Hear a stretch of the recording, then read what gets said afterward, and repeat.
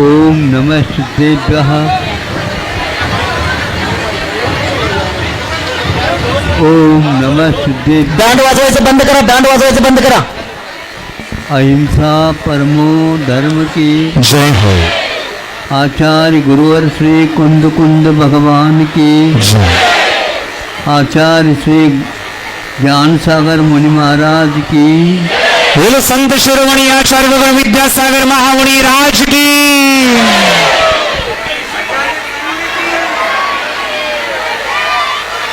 आज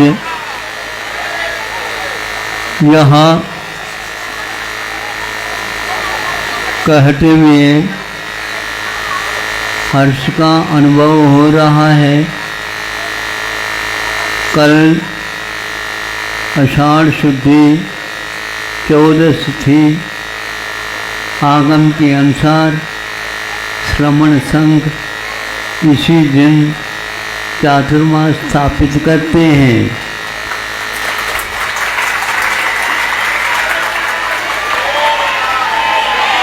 और हमने भक्ति पाठ के साथ यह संकल्प कल ले लिया है।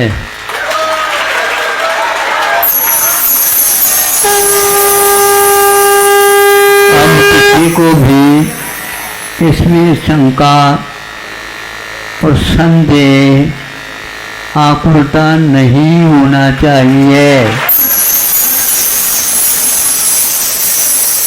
और इस हर्ष के अवसर पर यहाँ की समिति ने, श्रावकों ने रविवार के दिन 17 तारीख के लिए आ जाता है, उस दिन कलशों का आमंत्रण करके आपके द्वारा भी उन कलशों को स्थापित किया जाता है। इसमें व्यवस्था आप लोगों के ऊपर आधारित है और अव्यवस्था में हम निमित्त हैं। महाराज, आप यदि नहीं आते तो यह अव्यवस्था नहीं होती। लेकिन इसको मैं किसी के ऊपर दोषारोप नहीं देते हुए ये होता ही है ऐसा समझ करके इसको आपके उत्साह को और दुगुनित बनाना चाहता हूँ।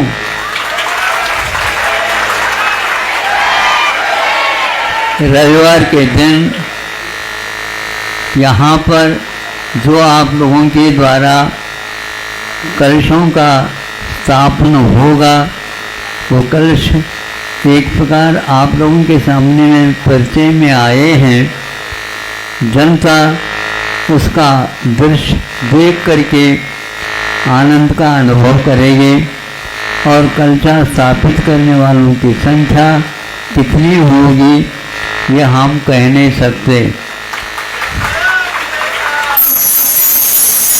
संभव है कलशा यदि कम पड़ गई तो पुनः वहाँ से मंगवाना पड़ेगा और यह पुनः मंगवाना पड़ जाना यह भी एक बहुत हर्ष का विषय है, क्योंकि कितनी कलशा यहाँ पर बटेगी और स्थापित की जाएगी ये मैं कह नहीं सकता।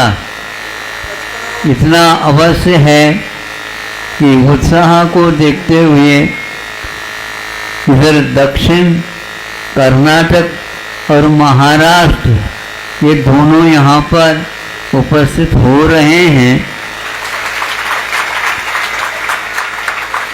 और ऑनलाइन से भी इन कलशों का आवंटन हो रहा है।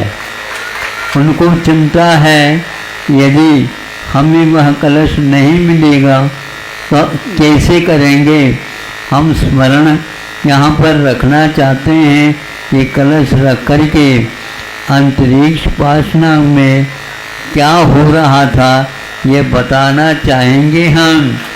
तो इसलिए कि आप कोई चिंता न करो, वहाँ पर पहले से बैठे हुए हैं जहाँ से ये कलशा आ रहे हैं, उनको कह रखा है भैया पंगत बैठती है तो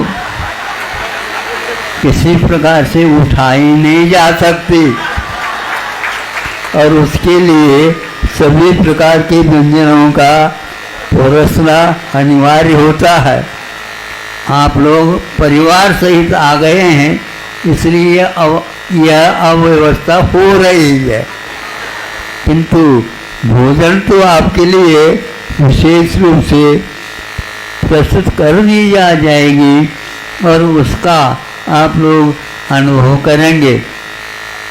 अभी अभी यहाँ पर ध्वजारोहण हुआ, यह अन्यत्र बहुत दुर्लभ होता है, जब कभी भी कर लेते हैं, किंतु यहाँ पर जो गुरु पूर्णिमा है उस दिन रखा है, और सुनते हैं 3-4 बार वर्ष में ये ध्वजारोहण का कार्य श्रावकों के द्वारा संपन्न किया जाता है।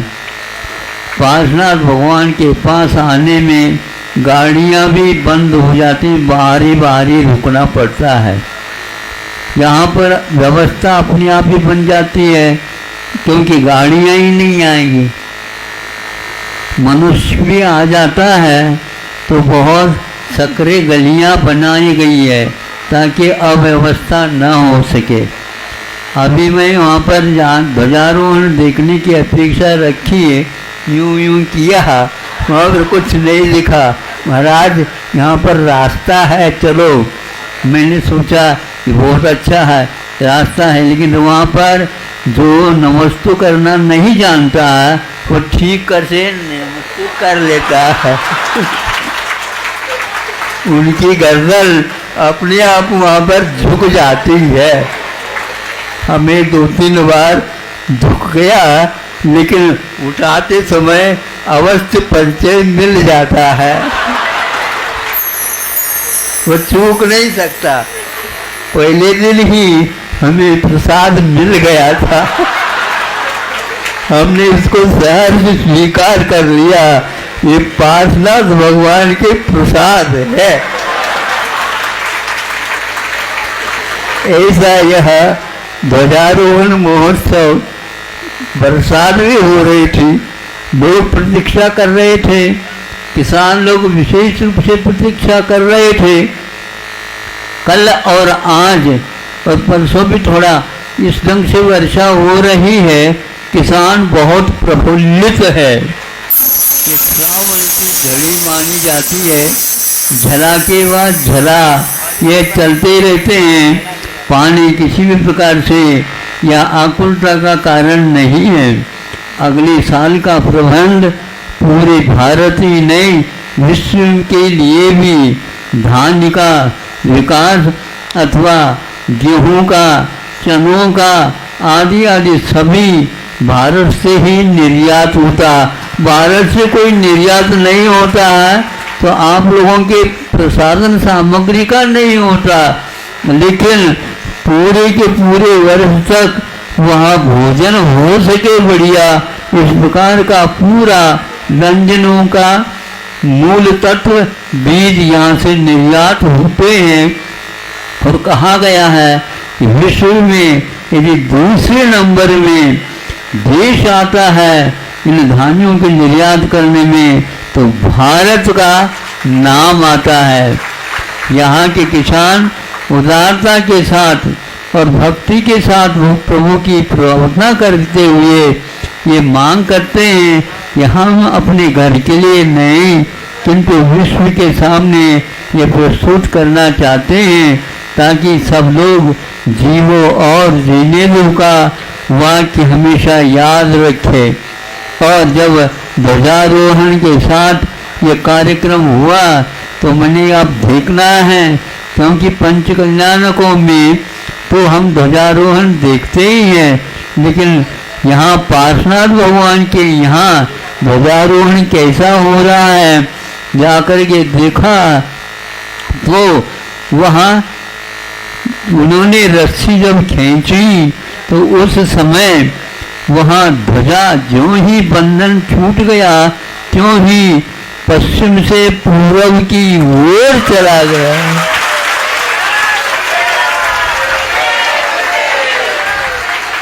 यह पूर्व की ध्वजा अपूर्व अवसर दिखा रहा है।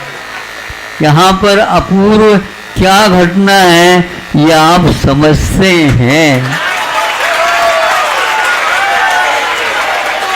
जो जो योजनाएं यहाँ पर बनाई गई है और उन योजना में आपका तन मन धन आदि न्योछावर करके उन योजना को यदि आप पूर्ण करते हैं, समझ लो यहाँ पर किसी प्रकार की आपत्ति दुर्भिक्ष बीमारियां कोरोना जैसे महामारी अब संभव नहीं हो सकेगा।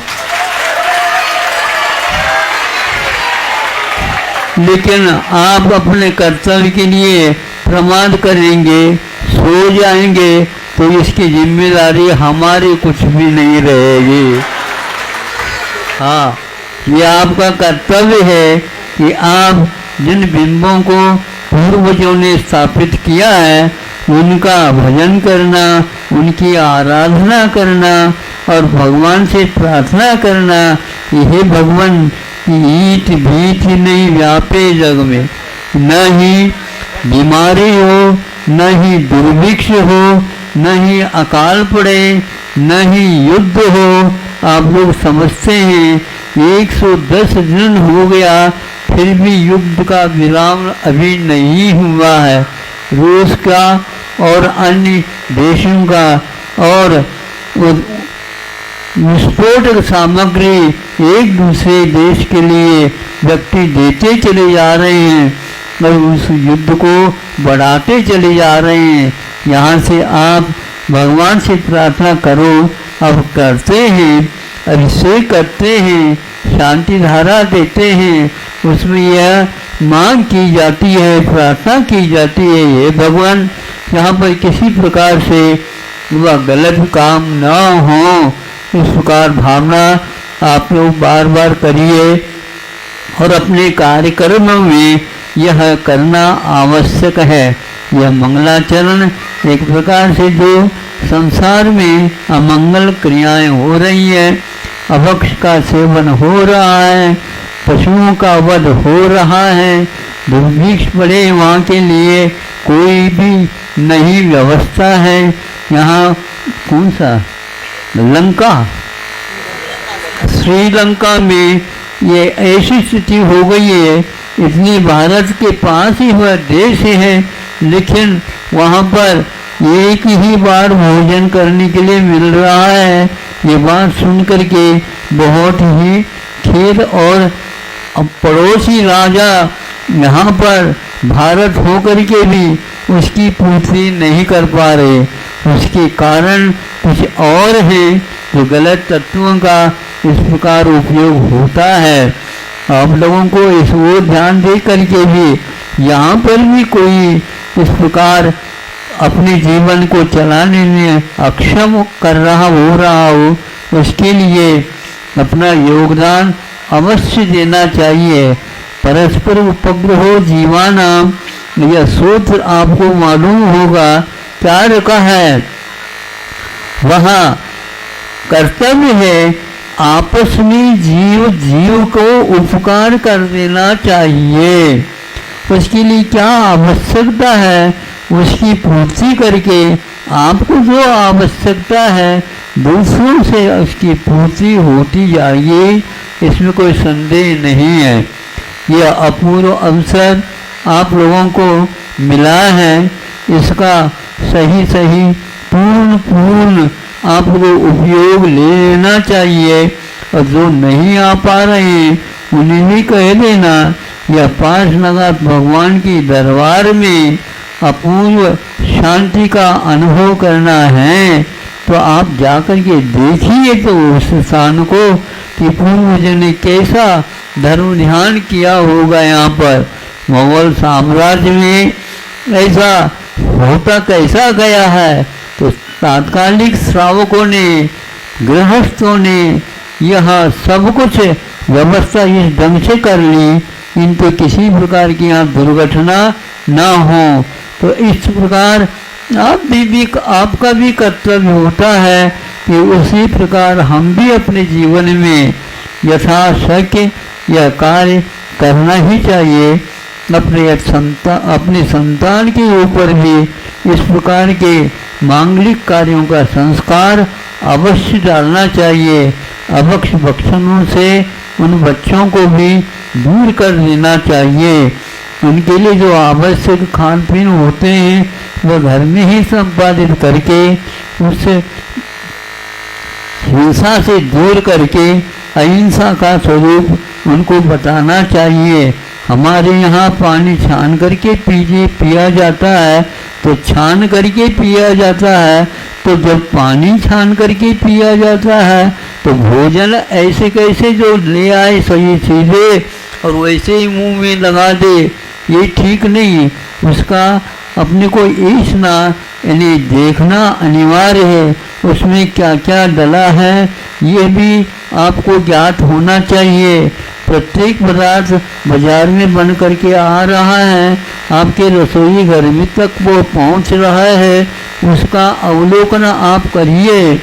आप दूसरे के लिए यदि देते हैं तो आपको भी उसका दोष लगे बिना रह नहीं सकेगा, क्योंकि आप क्या दे रहे उसको।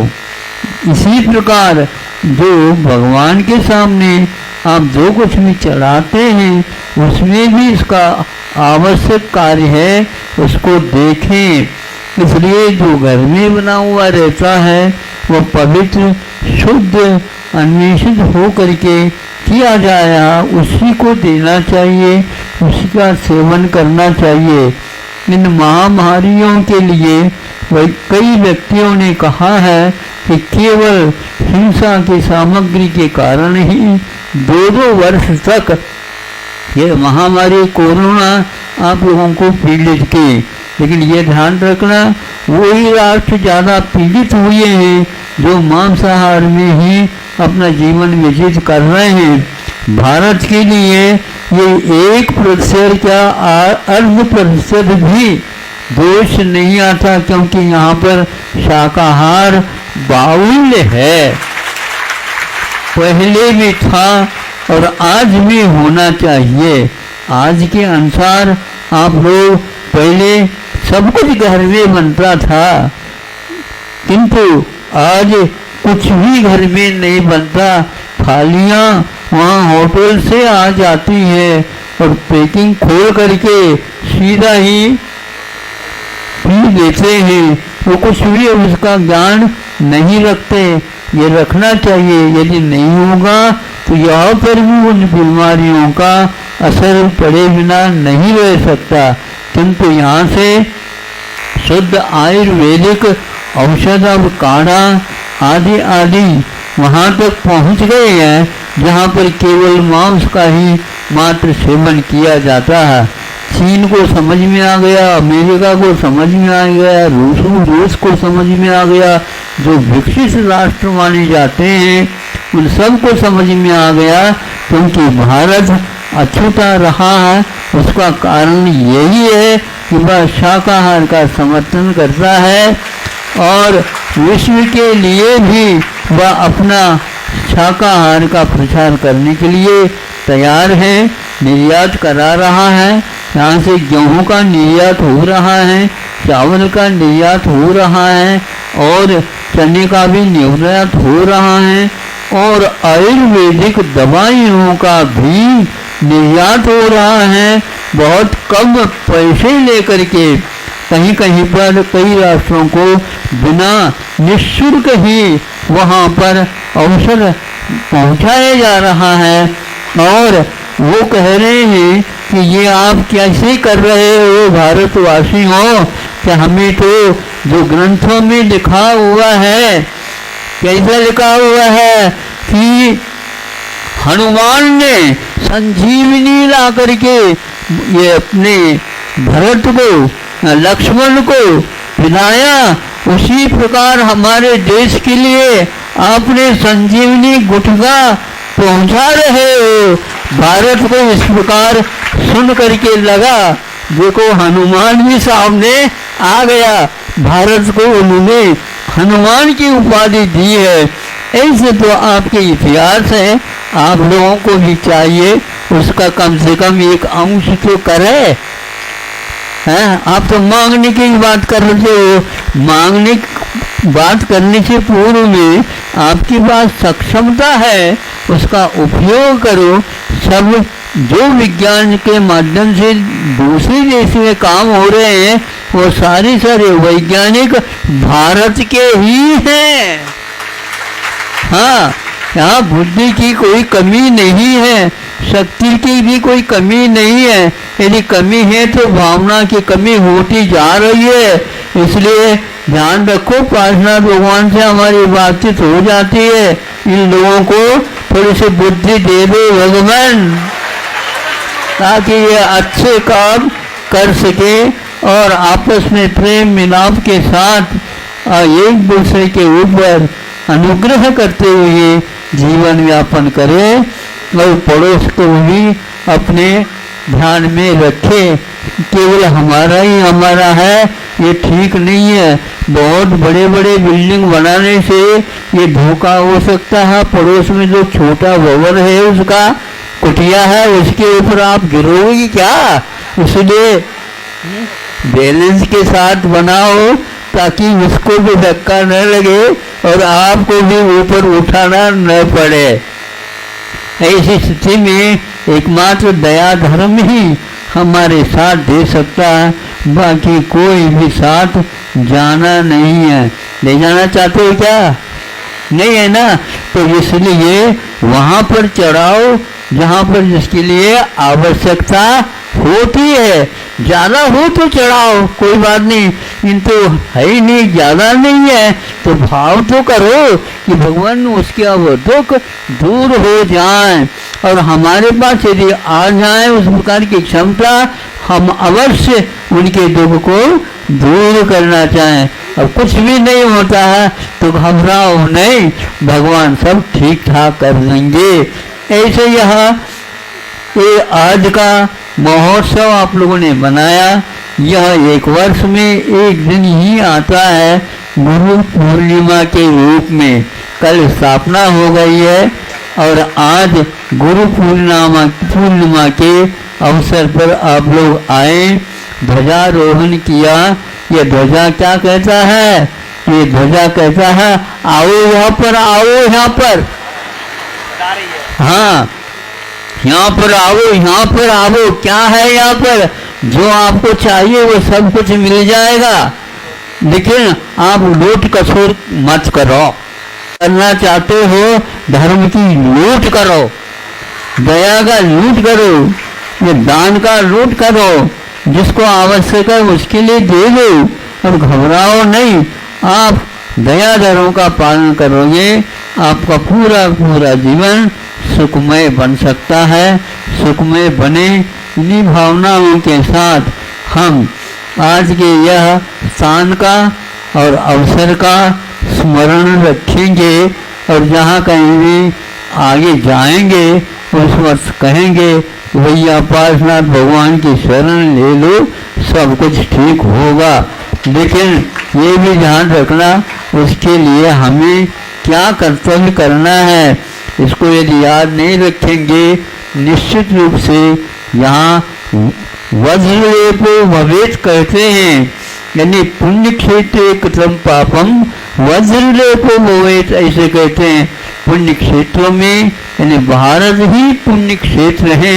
यहाँ पर आने के उपरांत आप नरक जाने का या तिर्यंत गति के जाने का या दुर्भिक्ष यहाँ पर होते हैं वहाँ पर का यदि कर्म बांधेंगे तो वह कभी भी आपके लिए काम में नहीं आने वाला है। इसलिए वज्रलेप एक प्रकार से पाप के लिए कहा है, पुण्य का यदि बंद होते हैं। जहाँ कहीं भी आप जाओगे वहाँ पर सुभिक्ष का अनुभव होगा। इन्हीं बातों के साथ समय समय पर वर्षा हो, दुर्भिक्ष चलता रहे, और सब लोगों को बुद्धि ऐसी मिले धार्मिक अनुष्ठान करते चले जाएं। अहिंसा परमो धर्म की जय हो।